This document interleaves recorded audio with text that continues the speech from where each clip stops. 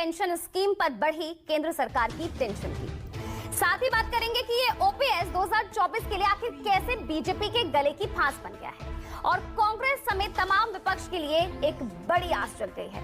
दरअसल देश के सबसे बड़े सूबे यूपी की राजधानी लखनऊ में आज बड़ी संख्या में सरकारी कर्मचारी ओपीएस बहाली की मांग को लेकर हुंकार रैली करने जा रहे हैं।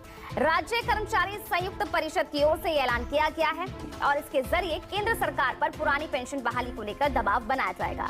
इससे पहले राज्य कर्मचारी संयुक्त परिषद और उससे जुड़ी यूनियन एसोसिएशन प्रदेश के 35 जिलों में पेंशन रथ यात्रा निकाल चुके हैं। इधर ओपीएस 2024 के चुनाव से पहले एक बड़ा चुनावी मुद्दा बन गया, बल्कि यूं कहे कि एक सबसे अहम एजेंडा में शामिल हो चुका है, तो ये कहना भी गलत नहीं होगा।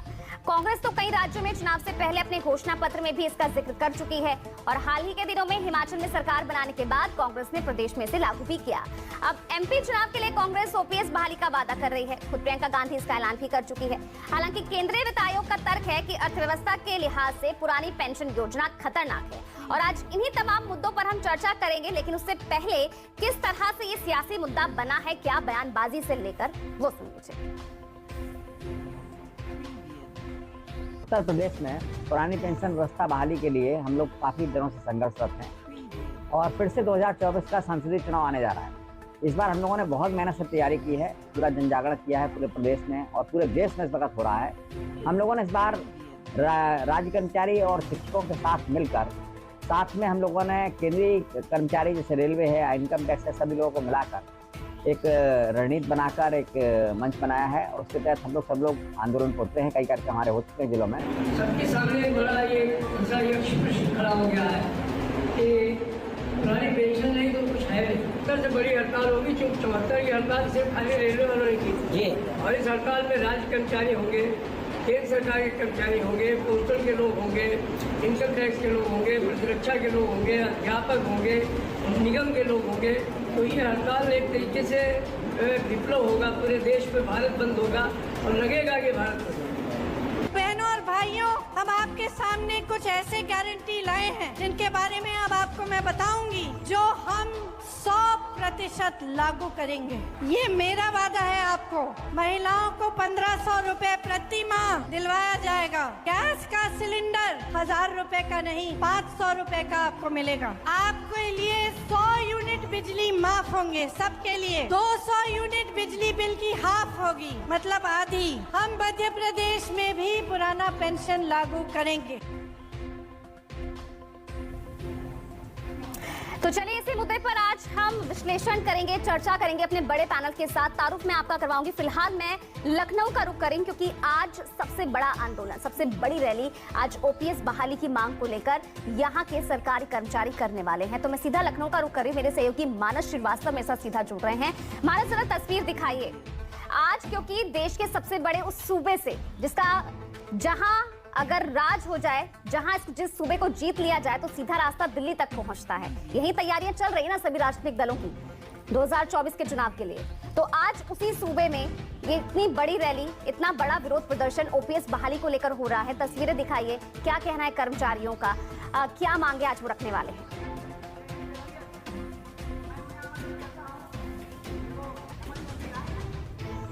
एक लंबा आंदोलन चला है और उसके बाद आज वो एक रैली में तब्दील हुआ है। उत्तर प्रदेश राज्य कर्मचारी संयुक्त परिषद के बैनर तले तो तमाम कर्मचारी संगठन है वो आज लामबंद हुए हैं और आज पुरानी पेंशन बहाली को लेकर लखनऊ के चारबाग रेलवे स्टेडियम में एक रैली की जा रही है। देखिए, हालांकि मंच अभी खाली है क्योंकि सुबह का वक्त है, धीरे धीरे लोग यहाँ पर जुटना शुरू होंगे, लेकिन फिर भी तमाम जगहों से जो कर्मचारी है वो आज उनकी तस्वीरों में दिखाएंगे कि कर्मचारी आपको नज़र आ रहे हैं जो उत्तर प्रदेश के अलग अलग हिस्सों से आए हुए हैं और लगातार वो उनके आने का सिलसिला जारी है। ये कर्मचारी उत्तर प्रदेश में जो पुरानी पेंशन है उसको बहाल करने की मांग कर रहे हैं। बहुत लंबे समय से आंदोलन चल रहा था ये, और आपको याद होगा कि उत्तर प्रदेश के जब विधानसभा चुनाव जब होने वाले थे उस वक्त समाजवादी पार्टी ने पुरानी पेंशन बहाली को अपने घोषणा पत्र में शामिल किया था और माना जा रहा था कि ये टर्निंग पॉइंट होगा, बहुत बड़ा सपोर्ट मिलेगा क्योंकि उत्तर प्रदेश में जो कर्मचारी हैं और कर्मचारी के साथ जो शिक्षक वो भी साथ नहीं हैं, तो करीब करीब इनकी संख्या 25 लाख हो जाती है। इस लिहाज से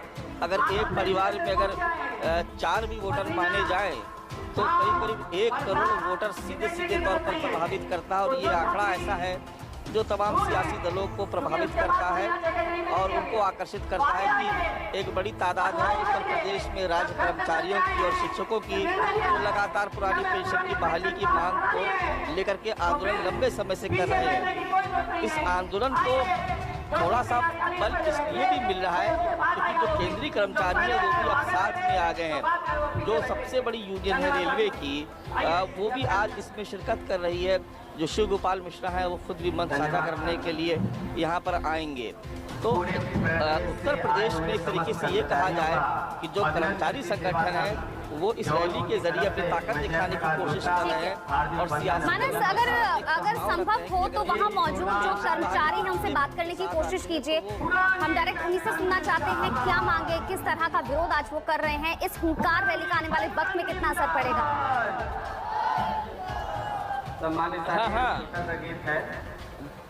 ये बिल्कुल बात कर सकते हैं। आप कहाँ से आए हैं? हम यहाँ पे आजमगढ़ से आए हुए हैं। बहाली कितना बड़ा मुद्दा है? पुरानी पेंशन मुद्दा बहुत बड़ा है और हम ये चाहेंगे कि सरकार इस पुरानी पेंशन मुद्दा को मान ले क्योंकि उसके लिए भी भलाई है और हम भी हमारे हक में भी है।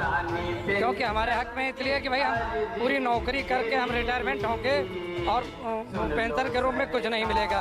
इसलिए हम सरकार से निवेदन करते हैं कि जो भी हमारे मांग है उसको सकुशल हमारे मांगे पूरी कर लें, हम उनके साथ हैं।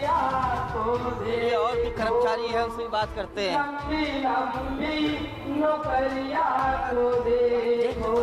क्या कहना चाह रहे हैं? पुरानी पेंशन कर्मचारियों के बुढ़ापे का सहारा होती है और प्रत्येक कर्मचारी जो 60 वर्ष तक की नौकरी अपनी करता है एक उसको बुढ़ापे में पेंशन हक है कर्मचारियों का।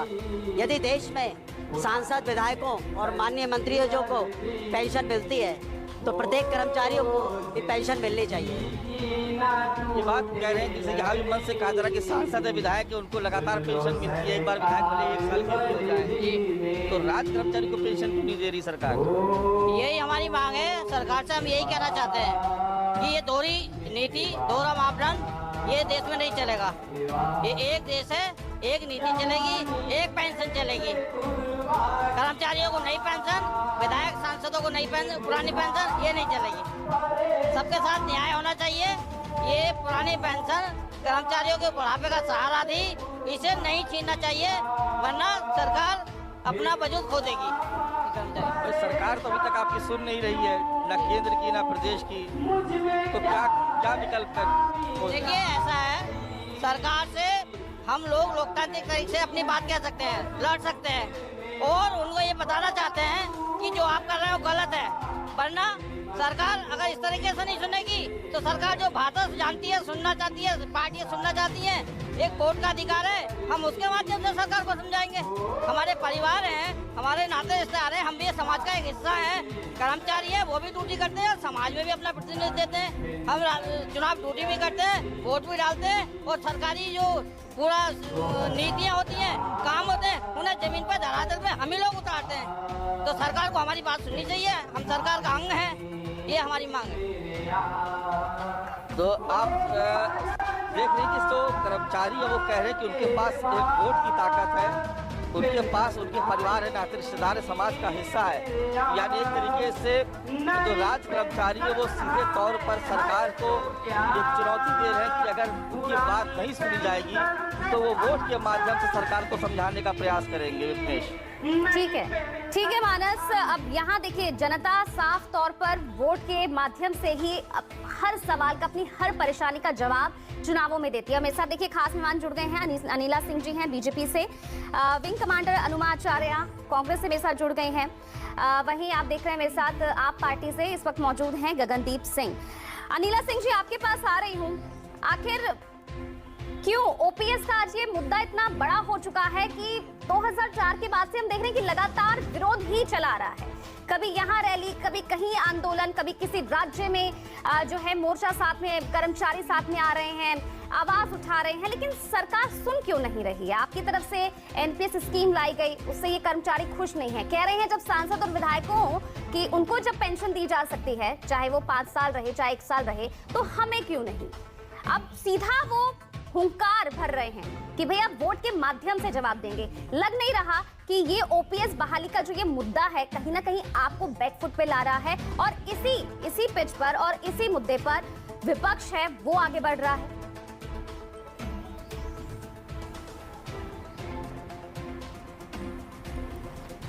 मेरी सबको राम राम। और ये तो हम नहीं कह सकते कि जो पेंशन स्कीम है वो बिल्कुल ख़त्म कर दी गई है। न्यू पेंशन स्कीम है जिसके अपनी एक मॉडलिटीज़ है, एक तरीका है कि किस प्रकार से आप रिटायरमेंट के बाद आप पेंशन को ले सकते हैं। ओपीएस की अगर हम बात करते हैं, ओपीएस हमें पता ही है कि जनवरी-फरवरी में 2004 में इसको बदल के एनपीएस कर दिया गया था। ओएसएस एक ऑर्गेनाइजेशन बनाई थी जिसने बहुत सारा रिसर्च वर्क किया था। उसके बाद ये कैलकुलेट किया कि क्यों बहुत सारे कारण थे कि भाई जैसे लॉन्गेविटी बहुत अब लोगों की हो रही है, और एक कोई केंद्र में इस प्रकार का कोई फंड नहीं है जो पेंशन को टेक केयर कर सके। तो उसका एक वाया मीडिया निकाला कि भाई जो एम्प्लॉयज़ हैं जो 60 साल 62 साल 65 साल तक की उम्र तक सरकार की नौकरी करते हैं, तो उसके बाद वो किस प्रकार से एक जो फिक्स्ड अमाउंट है उनके घर में आता रहे पेंशन मिलने के बाद। तो वो न्यू पेंशन स्कीम वही है।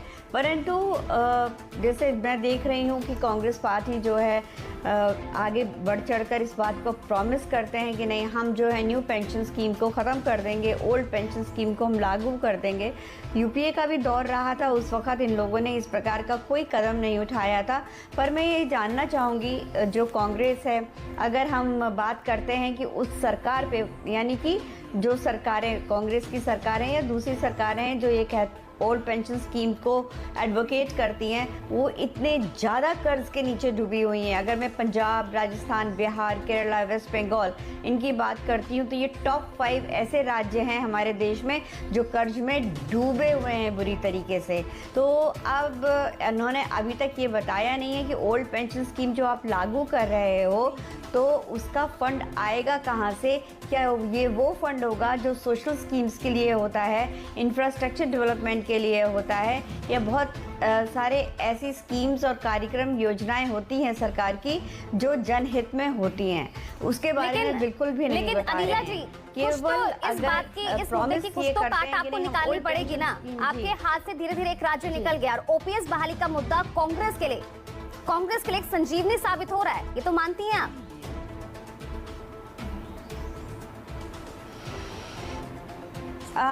संजीवनी, देखिए ये सब ये कहते हैं ना शॉर्ट टर्म गोल्स हैं जो ये अचीव कर सकते हैं, अपने स्वार्थ के लिए अचीव कर सकते हैं। अगर ये न्यू पेंशन स्कीम के खिलाफ इतने थे तो इनसे पूछना चाहिए ना, जब केंद्र में आपकी सरकार थी तो उसको स्ट्राइक डाउन कर देते, एक फंड बना देते कि भाई ये जो है ओल्ड पेंशन स्कीम के लिए। इन्होंने नहीं किया वो चीज़, इन्होंने वही कंटिन्यूड किया जो न्यू पेंशन स्कीम लागू की गई थी 2004 में। पर ये इस चीज़ को कोई भी ऐसा राज्य जहाँ पर ओल्ड पेंशन स्कीम लागू हो गई है या लागू करने का प्रॉमिस कर रहे हैं, ये तो बता दीजिए कि फंड कहाँ से आएगा। भाई केंद्र से आप मांगेंगे क्या फंड? फिर आप खड़े हो जाएंगे कहने के लिए कि भाई हम पेंशन का फंड जो है केंद्र नहीं दे रही है।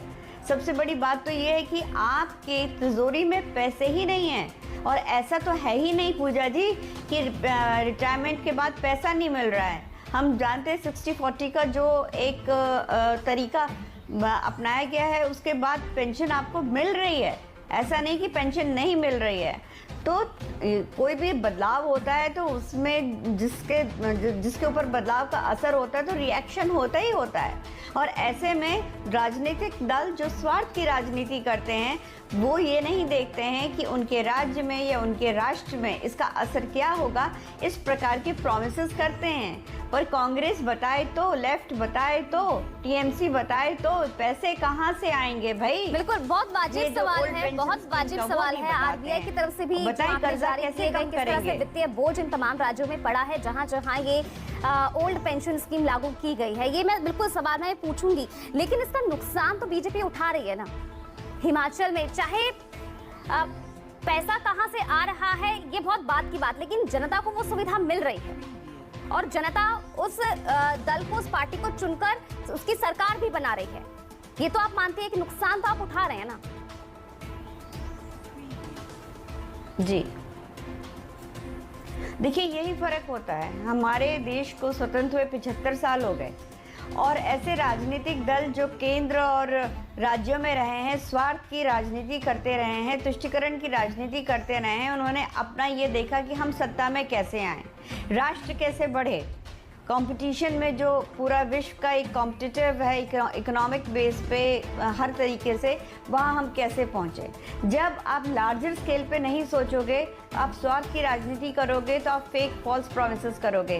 भारतीय जनता पार्टी जो है उसके लिए राष्ट्र सर्वोपरि है। किस प्रकार से हर व्यक्ति को दिमाग में रखते हुए राष्ट्र को आगे बढ़ाएं, अर्थव्यवस्था को बेहतर करें, इसीलिए आज 4th स्ट्रॉन्गेस्ट इकोनॉमी है हमारे देश की। बहुत जल्द जो है हम 3rd पे पहुंच जाएंगे।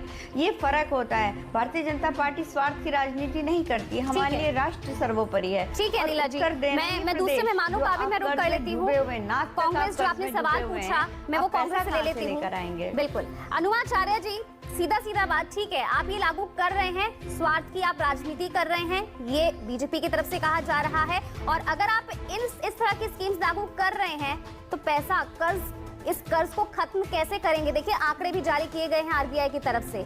राजस्थान पर 16 गुना बोझ बढ़ा हुआ है, छत्तीसगढ़ 12 गुना। आप कहां से इस वित्तीय बोझ को कम करेंगे? पैसा है नहीं, क्या बाकी तिजोरी पैसे से भरी है? सीधा सवाल पूछ रहे हैं नीला जी।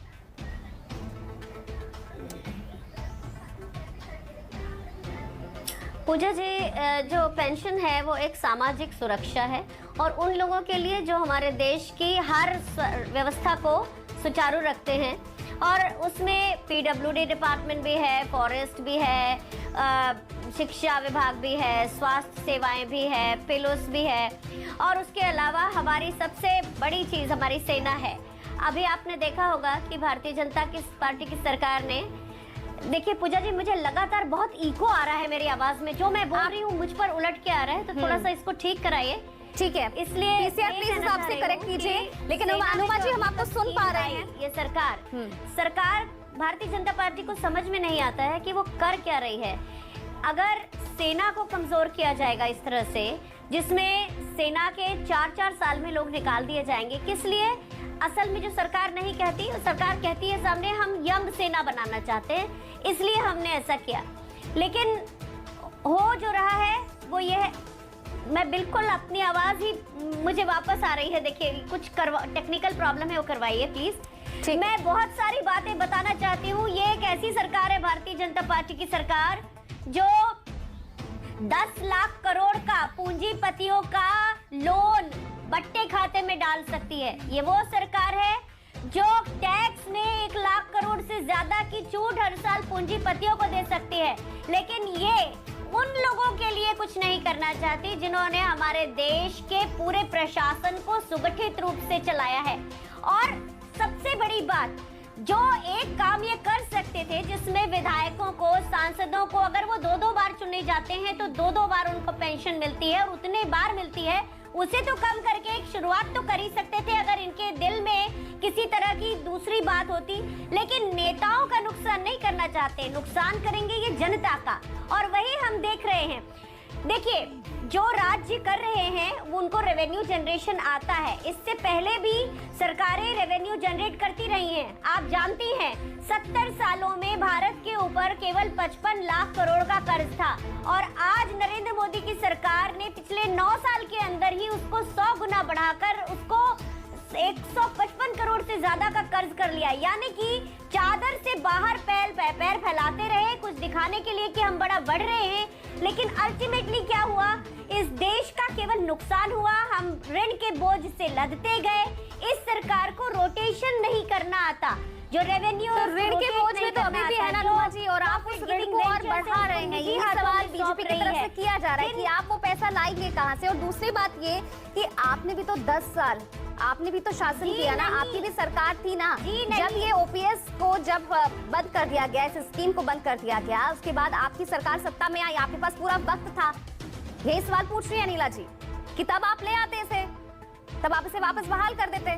बहुत बढ़िया, आपका सवाल बहुत अच्छा है। सुनिए ना, आपका सवाल बहुत अच्छा है, आपका सवाल बहुत अच्छा है पूजा जी। इस सवाल का ही जवाब देती हूँ, क्योंकि जब महिला, मैं आपको एक एग्जाम्पल से देती हूँ, अपने उदाहरण से देती हूँ। जब 1992 में महिला अधिकारियों को पहली बार फौज में लिया गया था, तो ये कहा गया था आपको पेंशनेबल सर्विस मिलेगी और उसके कायदे कानून बताए गए थे। लेकिन हुआ ये कि जब अटल बिहारी वाजपेयी जी की सरकार थी, तो केवल बाकी कर्मचारियों को ही नुकसान नहीं हुआ, उसका नुकसान महिला अधिकारियों को हुआ। ये कह दिया गया कि आपको 15 साल के बाद निकाल दिया जाएगा, कोई पेंशनेबल सर्विस नहीं मिलेगी। तो जैसे ही महिला अधिकारी उससे पीड़ित हुई, वो कोर्ट में गई, और तब तक यूपीए की सरकार आ चुकी थी, कोर्ट में गई, कोर्ट में केस जीता और पेंशनेबल सर्विस मिली। तो जब तक जो बेनिफिशियरी है उसको, वो जब तक उसको तकलीफ नहीं होगी और वो अपनी आवाज नहीं उठाएगा और तब सरकार सुने, तो वो एक जरूरी बात होती है।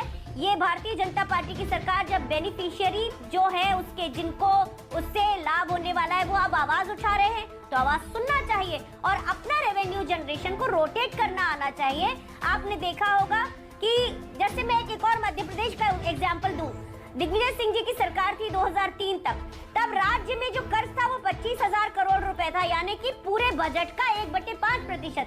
आज वहाँ राज्य का बजट 2,80,000 करोड़ है, लेकिन कर्ज 3,35,000 करोड़ है। तो भारतीय जनता पार्टी की सरकारें जिस राज्य में जाती है वहाँ तबाही करती है, और देश में तो तबाही कर ही रही है। इनको किसी भी चीज का गवर्नेंस, रोटेशन, इसकी कोई परवाह नहीं है, सिवाय हर चीज अपने पूंजीपतियों के मित्रों के लिए मुहैया कराने में, सिवाय उनके कर्ज को पट्टे खाते में डालने में, सिवाय उनके कर माफ करने के। तो इस तरह से भारतीय जनता पार्टी ने देश की चलती अर्थव्यवस्था के ऊपर, और लेकिन आपने जवाब अब भी नहीं दिया।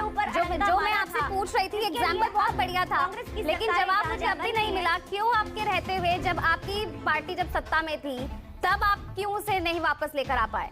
अब आप ओपीएस बहाली आप कर रहे हैं, अलग अलग राज्यों में कर रहे हैं, लेकिन तब आप कहाँ थे? मैंने उसी का तो जवाब दिया था पूजा जी। मैं आपके पास वापस आऊंगी अनुमा जी। मैं अपने दूसरे से जो खास मेहमान है उनसे भी मैं बात कर लेती हूँ। सुन लीजिए। नहीं, मैं वापस आऊंगी। मैंने क्या कहा उसको आप मिस इंटरप्रेट ना करें, जवाब ही दिया था, जवाब सुनिए। आप वापस आके क्या करेंगे जब आप सुन नहीं रही है मेरी बात? बिल्कुल सुन रही है, और मैं नहीं, पूरा देश आपको सुन रहा है, सब आपको सुन रहे हैं, इस बात की आप चिंता मत कीजिए। लेकिन बात यह है कि अपनी सरकार रहते हुए तो आप उसको लागू किया नहीं, लेकिन हाँ, आज ये मुद्दा आपके लिए बहुत अच्छा मुद्दा बन चुका है, ये साफ तौर पर दिख रहा है। चलिए, मैं आपके पास आ रही हूँ। गगनदीप जी, मैं वापस आ गई। गगनदीप जी, कि जब लोगों तक ओपीएस बहाली का मुद्दा, अब तो ये ओपीएस बहाली आपके घोषणा पत्र में भी अब नजर आने लगी है। पंजाब ने आपने इसको लागू कर ही दिया है, हरियाणा में भी इसको लेकर घोषणा कर दी है। लेकिन मेरा एक सवाल ये कि दिल्ली में अब तक क्यों नहीं हो पाया ये सब? दिल्ली के क्यों कर्मचारी जो सरकारी हैं वो क्यों अब तक वंचित रह गए? मैम, उसके ऊपर अभी it is under consideration and I think it will be implemented सून।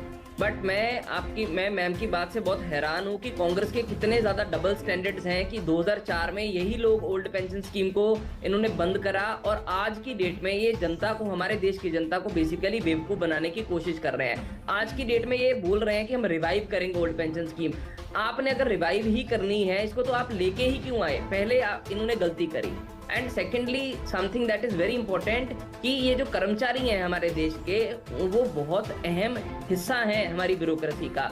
लगभग 2-2.5 करोड़ मतलब एम्प्लॉइज है टोटल हमारे देश में। अगर हम उनके परिवारों को देखते हैं तो ये आंकड़ा बेसिकली 10 करोड़ आंकड़ा पहुंच जाता है वाला, अगर एम्प्लॉइज और उनके मतलब फैमिलीज को देखा जाता है। तो 10 करोड़ लोगों के साथ इन्होंने बेसिकली दगा कमाया है। एक्चुअली इन्होंने उनको, जितने भी हमारे मतलब कर्मचारी हैं, उनके साथ इन्होंने बेसिकली, अगर मैं शब्द यूज करूं तो इन्होंने बेसिकली चीटिंग करी है उनके साथ। एक कर्मचारी क्यों सरकारी जॉब को बेसिकली मतलब चूज करता है, उसका कारण रहता है स्टेबिलिटी। 25-30 साल वो नौकरी करता है, स्टेबिलिटी के फेज में रहता है। जब वो रिटायर होता है फिर उसको शांति की जिंदगी चाहिए होती है। और उस वक्त आप क्या कर रहे हैं, आप उसको मार्केट के सामने फेंक रहे हैं। आप उसको कह रहे हैं कि अब मार्केट अगर ऊपर जाएगी तो आपको भैया ज्यादा पैसे मिल जाएंगे, मार्केट नीचे जाएगी तो आपको कम पैसे मिल जाएंगे। बुढ़ापे के हालात में उस उम्र में बीमारियां आती हैं, उस उम्र में पैसे की जरूरत होती है, और आप उस वक्त में कर्मचारी को वंचित कर रहे हैं पैसे से। बेसिकली ये पूरी हिंदुस्तान की ब्यूरोक्रेसी को डिमोरलाइज करने का काम किया है। पहले कांग्रेस ने करा है ओल्ड पेंशन स्कीम को बंद करके, और अब बीजेपी कर रही है। दिल्ली की जनता को कब मिलेगी ये स्कीम, कब ये लाभ मिल सकता है गगनदीप जी? पंजाब में लागू कर दिया, उससे पहले दिल्ली से जहाँ से शुरुआत हुई वहाँ के लोगों को कुछ मिला नहीं। मैडम, दिल्ली में जब आम आदमी पार्टी की सरकार बनी, दिल्ली के फाइनेंसेस बहुत ज्यादा बिगड़े हुए थे, बहुत ज्यादा करप्शन थी दिल्ली में। हमने दिल्ली के फाइनेंसेस को धीरे धीरे मुरम्मत करा है। मुरम्मत करने के बाद आप देखेंगे हमने हेल्थ फैसिलिटीज बहुत अच्छी प्रोवाइड कराई है दिल्ली में। एजुकेशन की फैसिलिटी हमने बहुत अच्छे तरीके से प्रोवाइड कराई है। एंड धीरे धीरे आम आदमी पार्टी का मैम एजेंडा क्या है, दैट इज वेलफेयरिज्म। हम नागरिक को नागरिक मानते हैं, हम उसकी सेवा करना चाहते हैं। हम नागरिक को ग्राहक नहीं मानते हैं। जिस तरह से बीजेपी का एजेंडा है कि ये नागरिक को ग्राहक मानते हैं, ये देखते हैं कि हम सिटीजन से कैसे प्रॉफिट हेट ले, कैसे से टैक्सेस ले लें, और वो सारे टैक्सेस लेके कैसे हम अडानीज और अंबानीज की पॉकेट में बेसिकली डाल दें। तो पहले आप देखिए जो ओल्ड पेंशन स्कीम थी, ओल्ड पेंशन स्कीम में 50% पैसा जो लास्ट ड्रॉन सैलरी का होता था वो कर्मचारी की पॉकेट में आता था। आज की डेट में न्यू पेंशन स्कीम में सबसे पहली चीज तो ये निर्धारित ही नहीं कर पाए हैं कि वो 40% पैसा होगा या वो 45% पैसा होगा। तो कर्मचारी बहुत ज्यादा डोलड्रम्स में है, कर्मचारी बहुत ज्यादा परेशान में है। मैं ये कहना चाहूंगा कि ये जो 18वीं लोकसभा के अब चुनाव होंगे 2024 में, तो इस देश का कर्मचारी, इस देश की ब्यूरोक्रेसी बहुत अच्छा सबक सिखाएगी बीजेपी को, क्योंकि ये जिस एजेंडे के ऊपर चल रहे हैं, आत्मनिर्भरता के एजेंडे के ऊपर, हर आदमी को ये बोल रहे हैं कि भैया तुम आत्मनिर्भरता कर लो, हम तुम्हारी कोई सपोर्ट नहीं करेंगे, हम तुम्हें एजुकेशन नहीं देंगे, हम तुम्हें हेल्थ नहीं देंगे, हम तुम्हें सैनिटेशन नहीं देंगे, हम तुम्हें ट्रांसपोर्टेशन नहीं देंगे, हम तुम्हारा बिल्कुल भी सहारा नहीं बनेंगे, तुम्हें बेसहारा छोड़ देंगे। जिस तरह से आपने कर्मचारियों को बेसहारा करा है, आप 18वीं लोकसभा वेट करिए, ये कर्मचारी आपको बेसहारा कर देंगे और 18वीं लोकसभा के चुनाव बहुत चौंकाने वाले रिजल्ट लेके आएंगे। ठीक है, आपके पास मैं आ रही हूँ दीपक जी। समाजवादी पार्टी ने भी अपने पिछले लोकसभा चुनाव में इसको एक अहम मुद्दा बनाया था, कुछ खास फायदा हुआ नहीं। इस बार क्या स्टैंड रखने वाली है समाजवादी पार्टी? हालांकि इस बार तो आप विपक्षी एकता मिशन में आप शामिल हो रहे हैं, पूरा विपक्ष। अगर पूरा विपक्ष इस मुद्दे को प्रमुखता से उठाए तो कितना लाभ, कितना बड़ा मुद्दा ये लोकसभा चुनाव के लिए बन सकता है?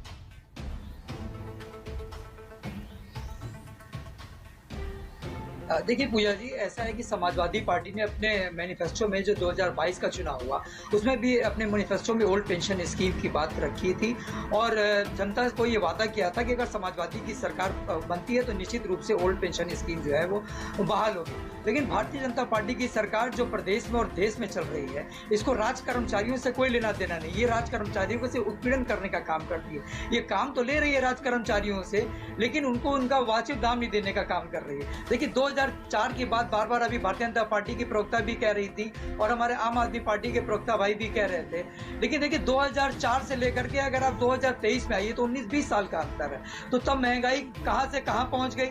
आज का महंगाई पे कोई नियंत्रण, कोई कंट्रोल किया इन्होंने? और देखिए ये तो इकोनॉमिक टाइम्स जो इंडिया टुडे का इकोनॉमिक टाइम्स की रिपोर्ट थी कि करीब उत्तर प्रदेश का 1500 करोड़ रुपए पेंशन फंड का इन्होंने NBFC को दे दिया, नॉन बैंकिंग फाइनेंशियल कंपनी को दे दिया इन्होंने, जिसमें IL&FS जो है सबसे मुख्य कंपनी है, जिसमें UTI का, SBI का और LIC का पैसा, जिसमें LIC का बहुत हैंडसम अमाउंट जो है वो IL&FS में जो है वो पेंशन फंड का जमा है। और शायद सभी लोग जानते होंगे, आप भी जानती होंगी, IL&FS जो है कई बार डिफॉल्ट हो चुकी है, लोगों को पैसा देने में कई बार डिफॉल्टर रही है, कई बार 18 बार डिफॉल्ट हो चुकी है। और इसी तरीके से अगर डिफॉल्ट होती चली गई तो पेंशन फंड का पैसा कहाँ जाएगा, UTI कहाँ जाएगा? जब इसमें ग्रोथ नहीं होगा UTI में और SBI में और LIC में, तो निश्चित रूप से कि राज्य कर्मचारियों को कैसे पैसा मिलेगा। और साथ ही साथ ये फंड क्राइसिस की बात करते हैं, मैं इनसे पूछना चाहता हूँ भारतीय जनता पार्टी के लोगों से, जब ये विदेश यात्रा में जाते हैं, अपना महिमा मंडल लेवल में ब्रांडिंग करने का काम करते हैं। जब ये मन की बात करते हैं तो एक मन की बात 102 मन की बात ये कर चुके हैं, और एक मन की बात मैं समझता हूँ 10 से 20 करोड़ रुपए का खर्च आता है। वो पैसा कौन वहन करता है? ये अपनी बात तो कर देते हैं, क्या दूसरे की बात ये सुनने का काम करते हैं? पूजा जी चलिए ठीक है, मैं जवाब ले लेती हूँ। अनिला जी, इनकी नियत अगर सही हो, बाकी खर्चे तो सब वहन कर सकती है सरकार, लेकिन यहाँ सरकारी कर्मचारियों को सुविधा नहीं दे पा रही।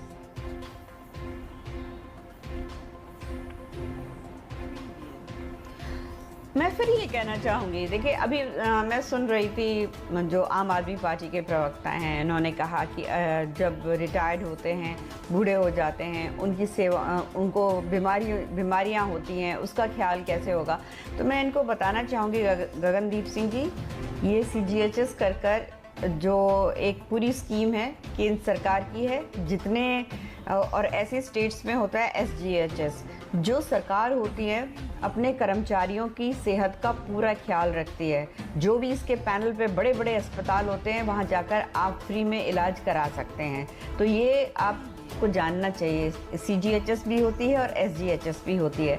और अनुमा जी को बताना चाहूँगी कि NPS में जो हमारी फ़ौज है उसकी पेंशन को बिल्कुल नहीं छेड़ा गया है। जैसे उनको पहले मिला करती थी, वैसे ही उसको अब भी मिलती है, तो भ्रम में ना डालें। और तीसरी बात मैं ये कहना चाहूँगी कि कौन कहता है कि पेंशन जो है रोक दी गई है। इन्होंने, गगनदीप जी ने कहा कि ये तो मार्केट पे डिपेंड करेगा, वोलेटाइल है।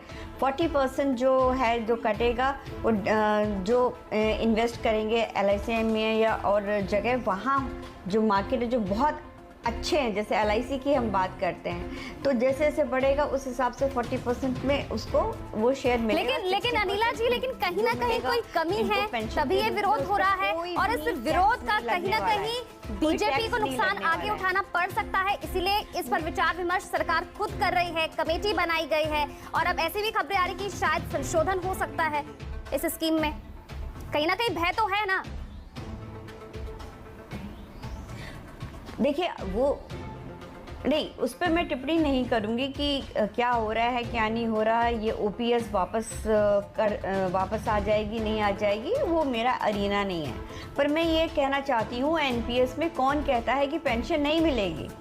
तरीका अलग हो चुका है, जैसे जैसे समय आगे बढ़ेगा तरीका अलग होगा। और फिर मैं कहना चाहूँगी, जो अभी कह रहे थे ना कि ये कहाँ से आएगा वह कहाँ से आएगा, तो सबसे पहले तो ऐसे राजनीतिक दल जो मंच पर खड़े होकर बोलते हैं कि हम बिजली फ्री कर देंगे, पानी फ्री कर देंगे, हम ये फ्री कर देंगे, हम वो फ्री कर देंगे, वो पहले बताएं कि जो इतना फ्री करते हैं उसके लिए पैसा कहाँ से आएगा। और अभी मैं बता देती हूँ, अभी एक प्रवक्ता बोल रहे थे ना कि इतना 10 लाख करोड़, समाजवादी के 10 लाख करोड़ जो हैं वो कॉरपोरेट्स का माफ़ी कर दिया, तो डेवलपमेंट कैसे होगा। तो आपको 2-3 चीज़ें बताना चाहूँगी। इन्होंने कहा यूनिवर्सिटी कहाँ से बनेंगी, हॉस्पिटल कहाँ से बनेंगे। तो 2014 में अगर मैं मेडिकल कॉलेजेस की बात करती हूँ तो 387 थे, आज 692 हैं। अगर मैं एम्स की बात करती हूँ 14 में 6 थे, आज 23 में 24 एम्स हो गए हैं देश में। यूनिवर्सिटीज, ठीक है अनिला जी, आज आप घुमा फिरा कर आज आप जवाब दे रही हैं, आज सीधे तौर पर नहीं आप जवाब दे पा रहे हैं। अनुमाचार्य हो गए हैं। अनुमाचार्य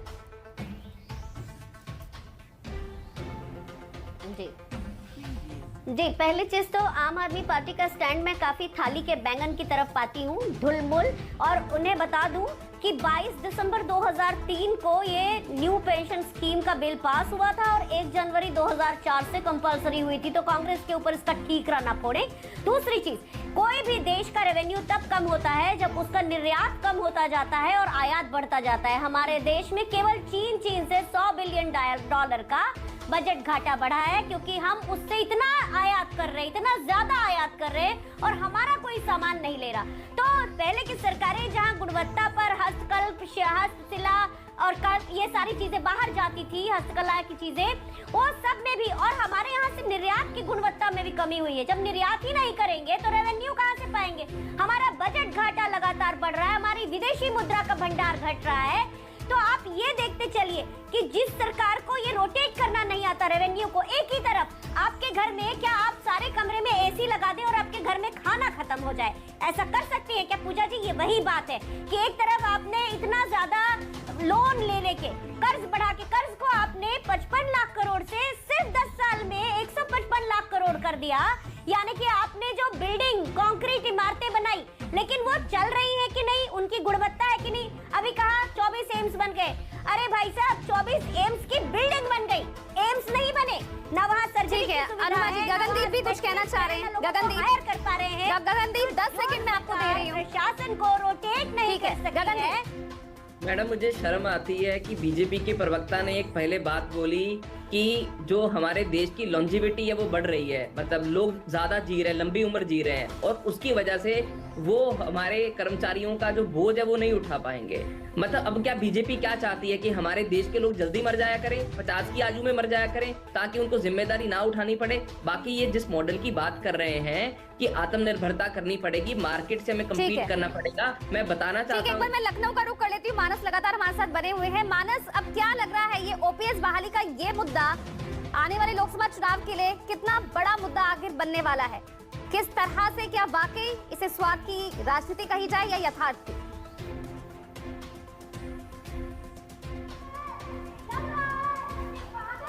देखिए, निश्चित तौर पर बहुत बड़ा मुद्दा बनने जा रहा है। आने वाले जो लोकसभा चुनाव होने जा रहे हैं उसमें उत्तर प्रदेश में पेंशन एक बहुत बड़ा मुद्दा होगा। और मुझे ऐसा लगता है कि जिस तरीके से राज्य कर्मचारी एकजुट हो गए हैं, और आपको बता दूं कि सिर्फ राज्य कर्मचारी नहीं, यहाँ पर जो नारे लग रहे हैं वो राज्य कर्मचारी, अधिकारी, शिक्षक, यानी तीनों एक साथ मंच साझा कर रहे हैं। और उसके साथ साथ जो केंद्र सरकार के तमाम जो विभाग है उसमें भी लोग शामिल हो रहे हैं। रेलवे यूनियन के आपको दिखाएंगे कि अभी थोड़ा ही वक्त हुआ, लेकिन अब देखिए कि भारी भीड़ यहाँ पर होती चली जा रही है। और बड़ी तादाद में यहाँ पर जो राज्य कर्मचारी है, जो शिक्षक है, अधिकारी है, रेलवे यूनियन से जुड़े हुए लोग हैं, वो यहाँ पर लगातार यहाँ पर आ रहे हैं, शिरकत कर रहे हैं। और एक बड़े मुद्दे के तौर पर इसको सरकार के सामने पेश किया जा रहा है। तरीके से इसको कह सकते हैं कि राज्य कर्मचारी। चलिए ठीक है मानस, बहुत बहुत शुक्रिया।